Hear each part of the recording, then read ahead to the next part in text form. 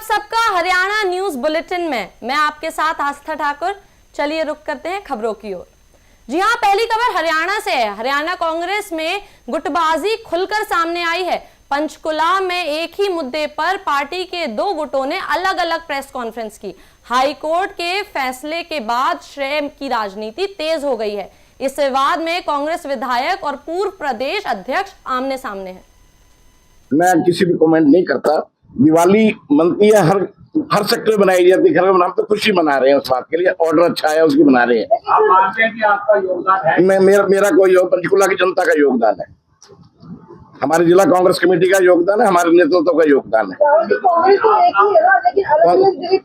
मैं क्या कह के हटाऊं? दिवाली क्या एक घर में बनाई जाती है? आज दिवाली हमारे लिए पंचकुला के लोगों हर घर में बनाई जा रही है, हर सेक्टर में बनाई जा रही है, हर कांग्रेस ही मना रहा है।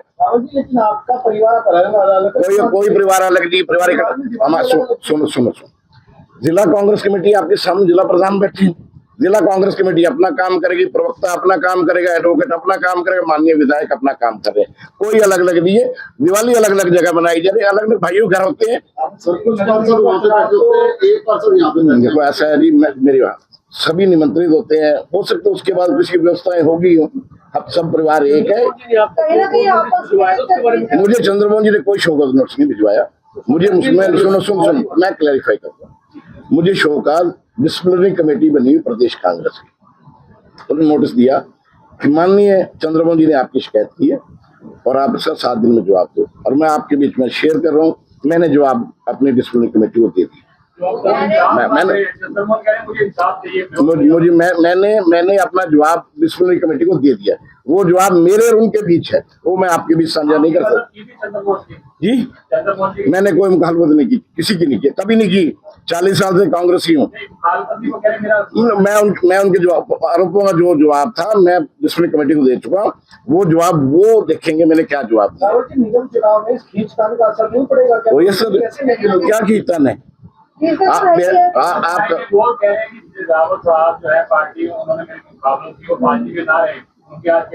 चलो अच्छी बात है जो उन्होंने कहा। मैं तो मैं उस पर मलकानिया जी, मैं उस पर कमेंट नहीं करता। जो उन्होंने मेरी शिकायत की, मुझे पार्टी ने नोटिस दिया, मैंने उस पर पार्टी को जवाब दे दिया। अब फैसला पार्टी ने लेना है। चंद्रमोहन जी हमारे आदरणीय नेता है। और चुनाव हुए थे उसमें आपने कांग्रेस के 4 बड़े नेताओं पे आरोप लगाया है कि उन्होंने मेरी खिलाफत की और उसपे नोटिस भी जारी हुआ है। किस तरह उन्होंने खिलाफत की थी, थोड़ा उसके बारे में बता दें, क्योंकि वो आज की डेट में खुद को मेयर का प्रबल दावेदार भी बता रहे हैं। भैया जो मुझे बताने की आवश्यकता नहीं, ये बात आप भी जानते हो, सारा शहर जानता है कि उन चारों ने क्या किया। मेरे पास कम से कम 150 प्रूफ है। तो कमेटी को ये मामला दावा ये कर रहे हैं कि हम तो हमेशा कांग्रेस पे हमने मदद की है, उनका तो ये दावा कर रहे हैं। तो मैंने उनको मेरे पास भी किसी का मैसेज आया था, मगर हो सकता है तुमने अपना वोट डाल दिया और कसम खाने के लिए। वो मनसा देवी में खड़े हो गए कहते हैं कि उन्होंने मेरी खिलाफत नहीं की, मैं उल्टा माफी मांग लूंगा उनसे। है हिम्मत तो खाए वहां जाके कसम। उन्होंने खिलाफत की है मेरी, मैं खुद कहता हूँ। पार्टी से निकालने की भी डिमांड है। ये डिसिप्लिन कमेटी ने देख रहा है कि पार्टी की मजबूती किस में है। अगर पार्टी आपसे पूछे कि इन पे क्या एक्शन होते हैं तो आप क्या चाहेंगे? जो पार्टी का परंपरा रही है, जो पार्टी का नियम है, पार्टी उसको फॉलो करेगी। उसके बाद ना तो मैं जा सकता, ना ही कोई कमेटी जा सकती।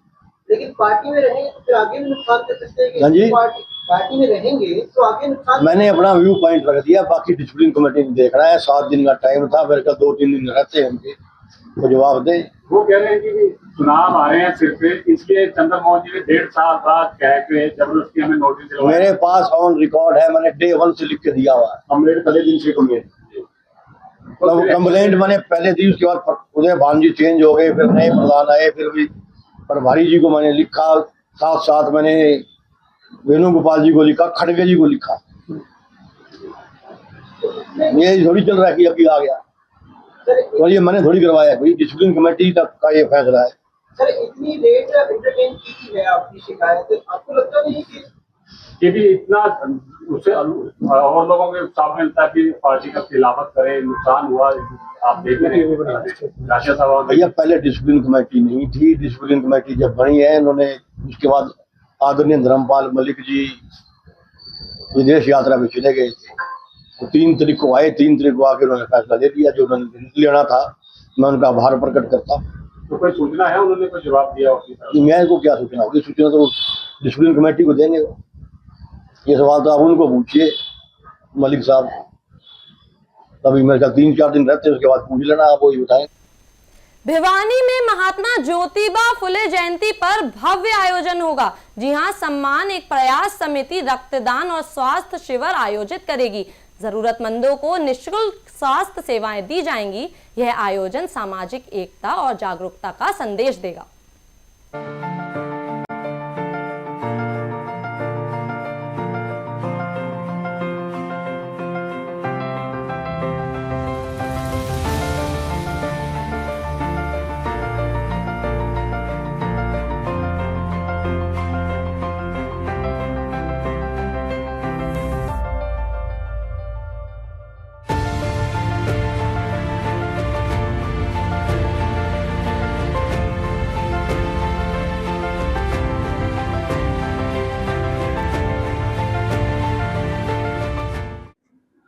नमस्कार, मैं प्रोफेसर राजेश लांग्यान, अध्यक्ष सम्मान एक प्रयास समिति।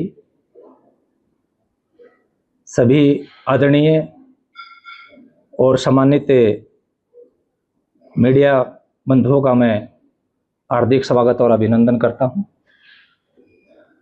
सम्मान एक प्रयास समिति एक ऐसी संस्था है जो यहाँ पूरे भिवानी क्षेत्र में सर्व समाज को लेकर के, चाहे वो कोई से भी समाज हैं सम्मानित, उनके जो महापुरुष हैं पूजनीय, उन महापुरुष की जयंती पर ये जो समिति है सम्मान समारोह, ब्लड डोनेशन और निःशुल्क स्वास्थ्य जांच शिविर का आयोजन करती आ रही है। इसी कड़ी में हम 12 अप्रैल को रविवार को महाराजा अग्रसेन, माफी चाहूँगा, ज्योतिबा फुले जयंती के जयंती के अवसर पर 20वां ब्लड डोनेशन और निःशुल्क स्वास्थ्य जांच शिविर और सम्मान समारोह का आयोजन करने जा रहे हैं, जिसमें रक्तदान के दौरान युवा जरूरतमंद के लिए रक्तदान करेगा और बच्चे, बुजुर्ग, महिलाएं हैं, वो अपने स्वास्थ्य के प्रति अपना जो है टेस्ट करवाकर एक समाज में, सोसाइटी में एक संदेश देने का प्रयास करेंगे कि भाई स्वास्थ्य के प्रति जागरूक रहें।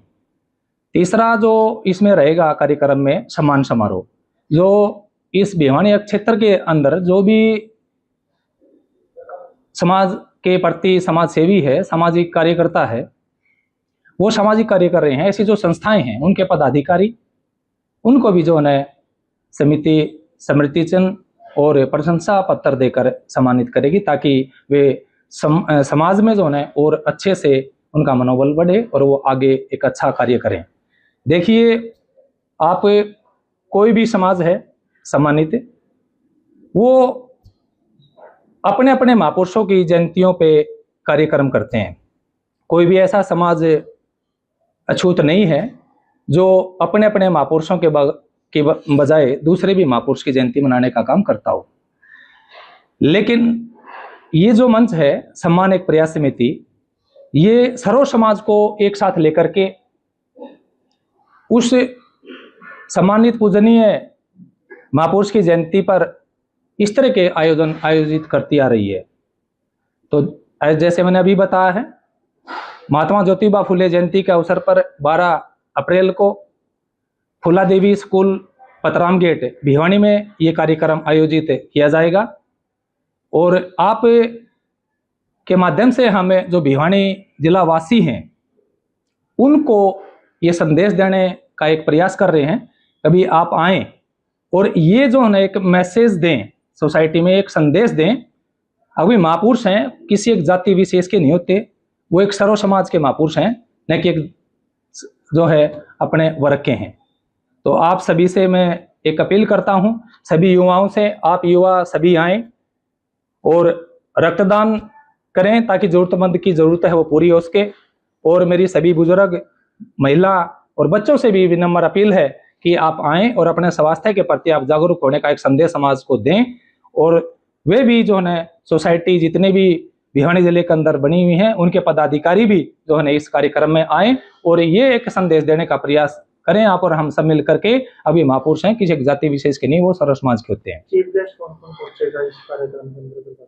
देखिए, अब तक जितनी भी जयंतियां मनाई हैं, पिछले हमने जो है इस संस्था ने 1 साल के अंदर अंबेडकर जयंती, भगवान परशुराम जयंती, महाराणा प्रताप जयंती, महाराजा अग्रसेन जयंती। भिवानी में प्राकृतिक खेती को बढ़ावा देने के लिए मुहिम शुरू की गई है। इसे स्कूल पाठ्यक्रम में शामिल करने की मांग उठी है। 21 अप्रैल को एक नए बड़े कार्यक्रम का आयोजन होगा। इस पहल से जागरूकता अभियान को एक नई गति मिलेगी।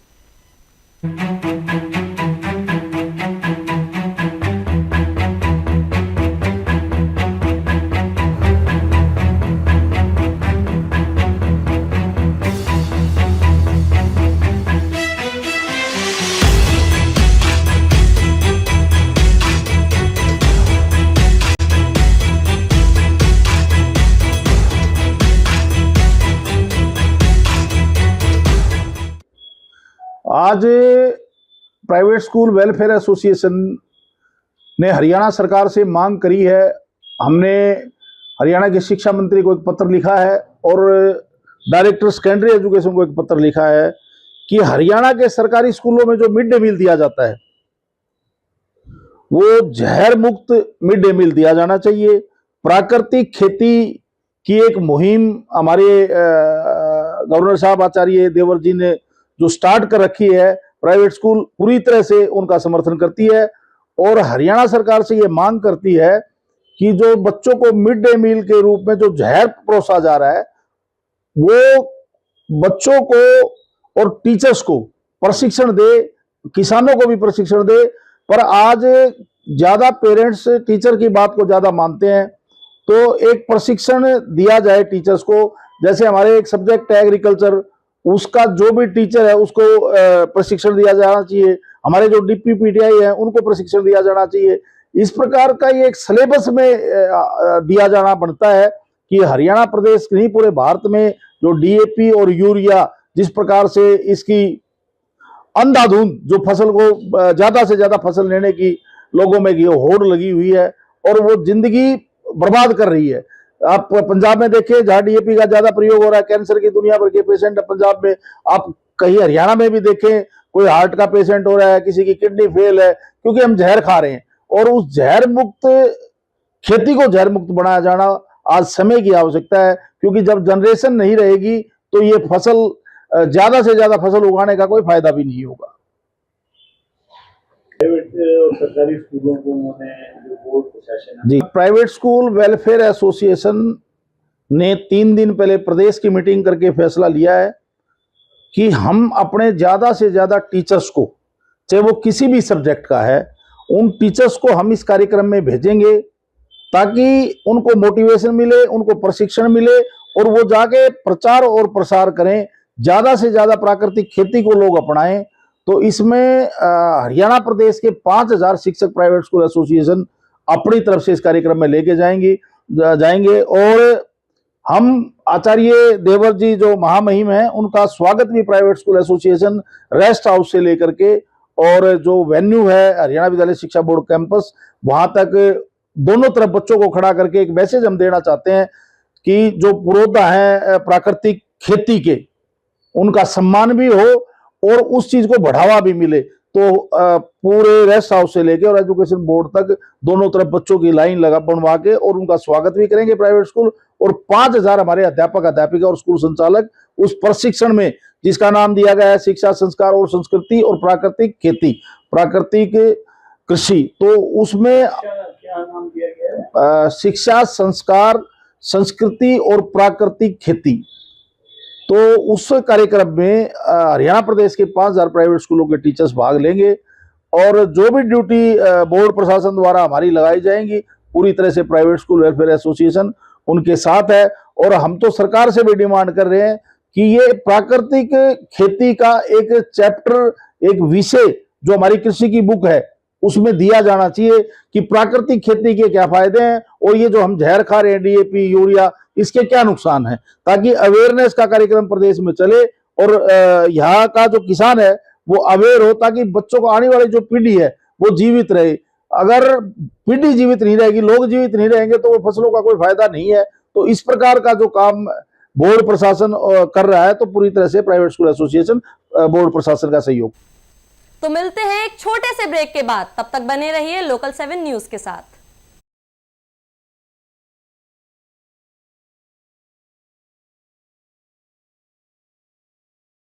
स्काई इंडस्ट्रियल पार्क की शुरुआत हमने एक सोच के साथ की, युवाओं को रोजगार की ओर ले जाना, क्योंकि देश की सबसे बड़ी सेवा है रोजगार पैदा करना।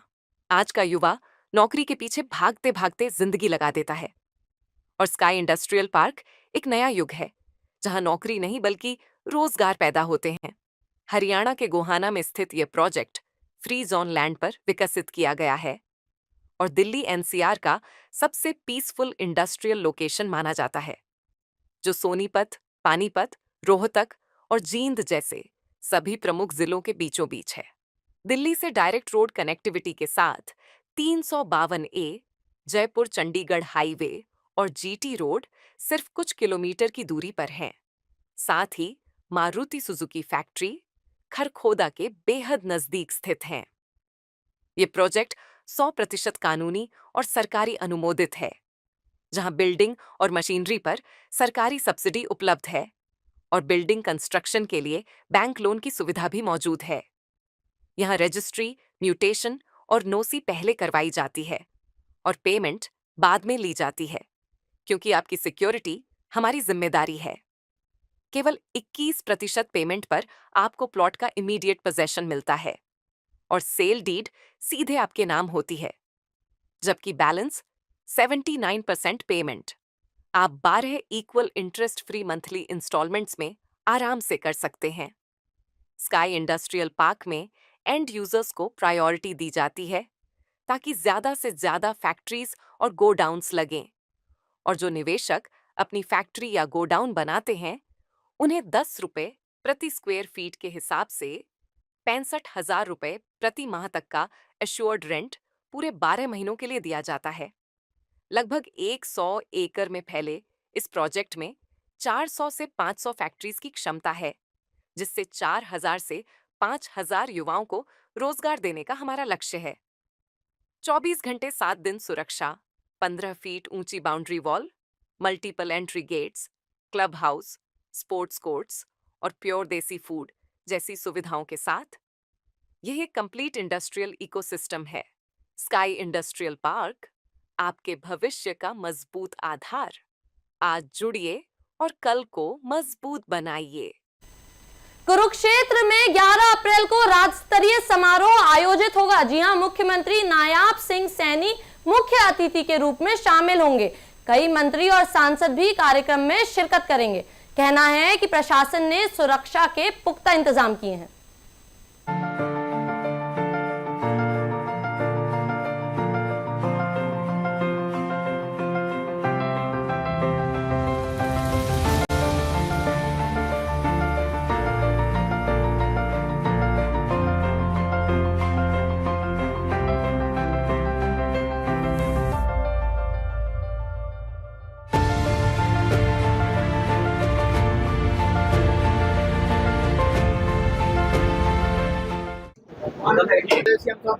सब कार्यक्रम में क्या व्यवस्था? सभी साथियों का सबसे पहले स्वागत है सैनिक समाज प्रांगण में। और 11 अप्रैल 2026 सैनिक समाज सभा के बबैंड लाडवा हलके के अंदर बबैंड क्षेत्र में 8 एकड़ जमीन में महात्मा ज्योतिबा फुले जयंती मनाने जा रहे हैं। और इस महात्मा ज्योतिबा फुले जयंती के अंदर हमारे माननीय मुख्यमंत्री श्री नायब सिंह सैनी जी और उनकी कैबिनेट के मंत्रीगण, हमारे बीच में श्री कृष्ण कुमार जी कैबिनेट मंत्री, श्री श्याम सिंह राणा जी कैबिनेट मंत्री हरियाणा और श्री कृष्ण बेदी जी कैबिनेट मंत्री हरियाणा और उनके साथ श्री अरविंद शर्मा जी कैबिनेट मंत्री हरियाणा और कुरुक्षेत्र लोकसभा के सांसद श्री नवीन जिंदल जी, हमारे सांसद कुरुक्षेत्र, और उनके साथ श्रीमती सुमन सैनी जी, हरियाणा बाल कल्याण परिषद की उपाध्यक्ष, ये सभी इस महात्मा ज्योतिबा फुले की जयंती में पहुंच रहे हैं। और इनके साथ सैनी समाज सभा से हमारे गणमान्य व्यक्ति, समाज के उद्योगपति और सभी सर्व समाज से गणमान्य व्यक्ति और कुरुक्षेत्र की सभी संस्थाओं के प्रधान और उनके पदाधिकारीगण और पूरे हरियाणा से हमारे समाज के गणमान्य व्यक्ति इस महात्मा ज्योतिबा फुले जी की जयंती में बबैन के अंदर पहुंच रहे हैं। कार्यक्रम में कहां से समाज के लोग आएंगे? समाज के लोग मुख्य तौर पे हमारा कुरुक्षेत्र जिला और कैथल आसपास के लोग उसमें रहेंगे, लेकिन जो गणमान्य व्यक्ति हैं, संस्थाओं के प्रधान हैं, समाज के सभी जुड़े व्यक्ति, वो हरियाणा से भी पहुंचेंगे। कोई मांग रहेगी कि मुख्य? और इसके अंदर महात्मा ज्योतिबा फुले जयंती के साथ साथ हम बम्बैन के अंदर सैनी समाज सभा की ओर से वहां पर सावित्रीबाई फुले महात्मा ज्योतिबा फुले के नाम से ग्रुप ऑफ इंस्टीट्यूशन के नाम से वहां संस्थान स्टार्ट कर रहे हैं। सरकार की तरफ से तो उसके अंदर उस दिन माननीय मुख्यमंत्री द्वारा और सभी गणमान्य व्यक्तियों द्वारा वहां पर शिक्षण संस्थान का शिलान्यास होगा। और इस शिलान्यास के अवसर पर पूरा समाज, सैनी समाज सभा, हमारे माननीय मुख्यमंत्री श्री नायब सिंह सैनी जी का और सभी हमारे अति विशिष्ट व्यक्तियों का और विशिष्ट व्यक्तियों का और पूरे समाज से, सर्व समाज से आए लोगों का सैनी समाज उनका सम्मान करती है। वहां पहुंचने पर अभिनंदन करेगी और उनका स्वागत करेगी। साथ में सबसे बड़ी बात, अपने महात्मा ज्योतिबा फुले की जयंती के उपलक्ष्य में हम सबको उस दिन बधाई देंगे और उनका वहां पर स्वागत करेंगे। और इस शिक्षण संस्थान से पूरे इलाके को फायदा होगा। घोषणा हो सकती है दलित समाज के लिए? क्योंकि ये महात्मा ज्योतिबा फुले जयंती है और हमारे बीच में हरियाणा के माननीय मुख्यमंत्री जी, हमारे हरियाणा के राजा वहां पर पहुंच रहे हैं और कैबिनेट के मंत्री, वो प्रजा के लिए जो भी वहां पर घोषणा करना चाहेंगे वो मुख्यमंत्री जी के विवेक पर होगा। और समाज तो हमेशा, क्योंकि पहले भी हर साल महात्मा ज्योतिबा फुले या हमारे महाराजा सूरसैनी जयंती मनाते हैं और उसमें सभी लोग इकट्ठा होकर उसको मनाया जाता है और उसमें हमेशा राजा, प्रदेश के राजा हमेशा उसमें सहयोग। कुरुक्षेत्र में सीआईए 2 ने हत्या के एक सनसनीखेज मामले का खुलासा किया है। जी हां, 20 मार्च को नहर से एक व्यक्ति का शव बरामद हुआ था। पुलिस ने पंजाब के लालडू निवासी 2 भाइयों को गिरफ्तार किया है। बताया जा रहा है आरोपी ने व्यक्ति के हाथ पैर को बांधकर उसे नहर में फेंक दिया था।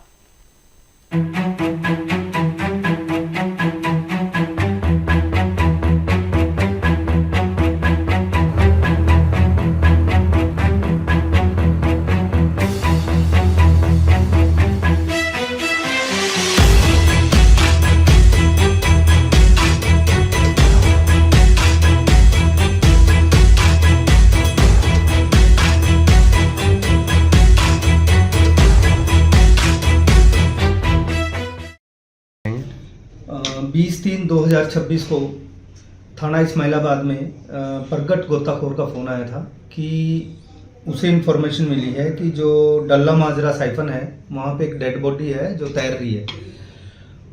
उसकी इन्फॉर्मेशन पे वो इस्माइलाबाद थाना से SHO साहब और दूसरे कर्मचारी मौका पे पहुंचे। उन्होंने सीन ऑफ क्राइम टीम को वहां बुलाया और गोताखोर की मदद से जब इसको डेड बॉडी को बाहर निकाला तो इसके बॉडी के दोनों हाथ और दोनों पैर बंधे हुए थे। और जब बॉडी का अच्छे से मुआयना किया, उसके कपड़े वगैरह देखे तो उसके हाथ पे सौदा लिखा हुआ था। तो उससे बाकी कोई डॉक्यूमेंट्स उससे नहीं मिले और ना ही उस दिन उसकी पहचान हो पाई। लेकिन क्योंकि उसके हाथ पैर बंधे हुए थे इसलिए 302 का मुकदमा उस दिन हमने दर्ज कर दिया था मर्डर का। और बाद में फिर इसको आइडेंटिफिकेशन के लिए हमने हर जगह मैसेजेस भेजे। जितने ग्रुप हैं हरियाणा पुलिस के, उसमें ग्रुप में इसकी फ़ोटोएं डाली। और कई दिन बाद फिर हमें पता लगा कि ये लड़का जो है ये गोल्लू माजरा गांव पड़ता है लालड़ू थाना में जो, और इसका ज़िला है SS मोहाली। वहाँ का ये लड़का है। जब हमने वहाँ सौदा, क्योंकि इसके हाथ पे लिखा हुआ था, वहाँ हमने पता किया जाके कि यहाँ पे इस गांव में सौदा रहते हैं जो सरनेम है। तो वहाँ ढूंढने पे पता लगा कि उसकी फ़ोटो दिखाई कि ये लड़का यहीं इसी गांव का है। फिर हमने इसके घर वालों से संपर्क किया, उनसे पूछा कि तुम्हारा लड़का कहाँ है। तो उन्होंने कहा कि हमारा लड़का जो है वो 12 तारीख से घर से गायब है, जिसको हम अपने तौर पे तलाश कर रहे हैं। जब उनसे पूछताछ की कि क्या तुमने उसकी कोई गुमशुदा की रिपोर्ट लिखाई है, तो उन्होंने उसकी गुमशुदा की रिपोर्ट नहीं लिखवाई हुई थी। इसके अलावा हमने उनसे अलग अलग पूछताछ की। उन्होंने बताया कि काफ़ी समय से जो इस लड़के का दिमाग मतलब टाइम टू टाइम चल जाता है, कभी ठीक भी हो जाता है और दवाई चल रही है इसकी। और ये जब इसके दिमाग चलता है तो उसमें घर वालों से मारपीट करता है, बच्चों से भी मारपीट करता है और कई दिन इनको हॉस्पिटलाइज करवाना पड़ता है। तो ये सारी बातें जब हमें पता लगी, गांव वालों से भी पूछताछ करी, तो गांव वालों ने कईयों ने कहा कि शायद इसके घर वालों ने ही तंग आके इसका मर्डर किया है। फिर हमने वहाँ से CCTV फुटेज हमने चेक किए तो फाइनली हमें एक CCTV फुटेज मिले 12 तारीख के, जिसमें ये दोनों भाई, इसके जो मृतक के बड़े भाई राजेंद्र और राकेश, इसको मोटरसाइकिल पर लेके जाते हुए दिखाई दिए। उसके बाद फिर हम इन दोनों को बुला के सख्ताई से पूछताछ की तो ये दोनों मान गए कि हम 12 तारीख को ये दोनों अपनी मोटरसाइकिल पर बिठा के दवाई की इसको हैवी डोज दे दी थी। और जब ये दवाई की डोज ले लेता था, क्योंकि इसको फिर अपनी होश हवास नहीं रहता था, और इसको लेके फिर ये इधर ठोल वाली साइड नहर के पास आए, जो साइफन से थोड़ा सा आगे। पहले इन्होंने इसको पटड़ी पे बिठा के पहले दोनों के हाथ बांधे, फिर उसके पैर बांधे, क्योंकि उन्होंने आते आते वो एक प्लास्टिक की रस्सी खरीद ली थी और हाथ पैर बांध के इन्होंने इसको नहर में धक्का दे दिया था। तो बाद में, क्योंकि कई दिन बाद फिर ये बॉडी हमें मिली थी 20 तारीख को। अब हमने इन दोनों लड़कों को अरेस्ट किया है। दोनों भाई हैं सगे, राजेंद्र और राकेश, ये दोनों शादीशुदा हैं, इन्होंने पूछताछ में बताया। और ये जो छोटा भाई था इनका, ये अनमैरिड था। इन्होंने बताया कि क्योंकि काफ़ी समय से ये इसके दिमाग में खराबी थी और ये इसी वजह से घर में सभी से मारपीट करता था। इनकी मदर की पहले ही डेथ हो चुकी है, बाप इसके पास सोता था लड़के के, और कई बार रात को उठ के इसके पिता के साथ मारपीट करता था और इनके बच्चों के साथ भी कह मारपीट करता था। अभी पिछले दिन इन्होंने कई दिन हॉस्पिटल में इसको एडमिट रखा और जब लेके आए वापस तो उस दिन फिर मारपीट करी। और हालात से तंग आके इन्होंने बता रहे हैं ये कि इसलिए हमने दोनों ने सोचा कि चलो इसका मर्डर ही कर देते हैं ताकि आइंदा ये हमें तंग ना करे। तो इस प्रकार इन दोनों ने मिलके छोटे भाई का मर्डर किया है। आज हम इन दोनों लड़कों को कल हमने अरेस्ट कर लिया था, कोर्ट में पेश किया है और 2 दिन का पुलिस रिमांड लिया हमने, क्योंकि इनसे निशानदेही करानी है जहाँ पे ये लेके गए थे, जहाँ पे इन्होंने इसको फेंका था, जहाँ से रस्सी खरीदी थी और जिस मोटरसाइकिल पर लेकर आए थे वो बरामद करनी है। तो 2 दिन का रिमांड लिया है और रिमांड के दौरान ये सारी चीज़ें रिकवर करेंगे और इनसे पूछताछ करेंगे गहनता से कि मृत्यु का, मर्डर का कोई और कारण तो नहीं है। यही बात। फिलहाल इस बुलेटिन में मेरे साथ इतना ही। ऐसी ही तमाम अपडेट्स के लिए देखते रहिए लोकल 7 न्यूज़।